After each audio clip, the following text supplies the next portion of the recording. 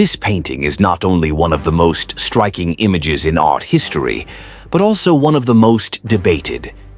When we look at this painting, which tells us so many things, we are overwhelmed by very unusual emotions.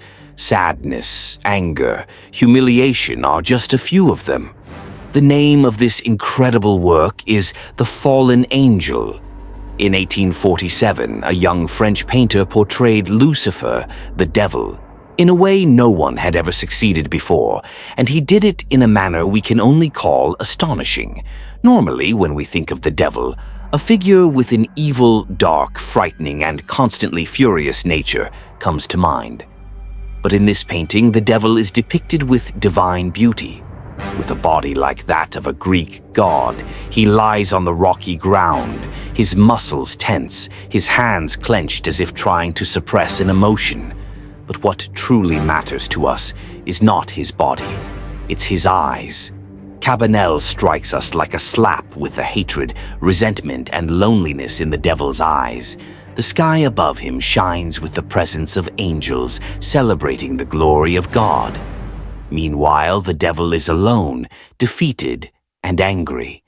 And from this, we understand that something has happened in the background. He has been cast out of heaven. That is why he lies fallen against the rocks. His eyes burn, his body is tense.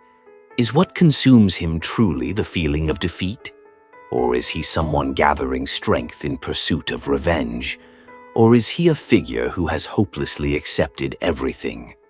Before answering these questions, let us get to know the painter a little.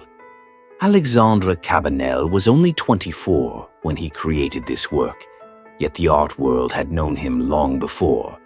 At the age of 17, he was accepted into a school considered the center of art, and only 3 years later he appeared in the era's most important exhibition, the Salon de Paris. He presented the first version of The Fallen Angel, which you see on the screen, and received full praise from critics.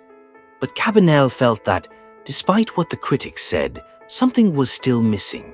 The depiction was not exactly what he wanted, yet at the same time some things were right. Lucifer's posture, the rocky landscape, and the angels floating in the sky were exactly as he wanted them, but a major part was lacking. In this early version, Lucifer's gaze was downward, and the emotion in his eyes was not fully conveyed to us.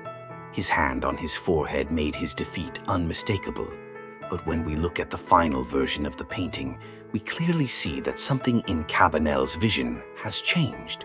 Because in this painting, Lucifer is no longer seen as defeated, he is seen as someone who seeks revenge, and the eyes that look directly at us reflect his anger, rage, and an emotion that is difficult to define. In this work, Cabanel not only demonstrated his technical mastery, but also defied the traditional depiction of the devil by portraying him with unsettling beauty. Yet, when art critics saw this painting, they were horrified. It received far less interest and celebration than the earlier version and was met with skeptical and harsh criticism. In a letter to a friend, Cabanel expressed his disappointment with the critics' reaction, saying, "This is the reward for my effort to avoid producing a mediocre work. So, why did such a magnificent piece receive criticism rather than admiration?" In my opinion, one major reason was that people expected such an extraordinary work not from a young artist newly out of the academy, but from someone well established and widely recognized. But of course, this was not the real reason. The real cause was that Cabanel's depiction of the devil overturned the expectations of the era.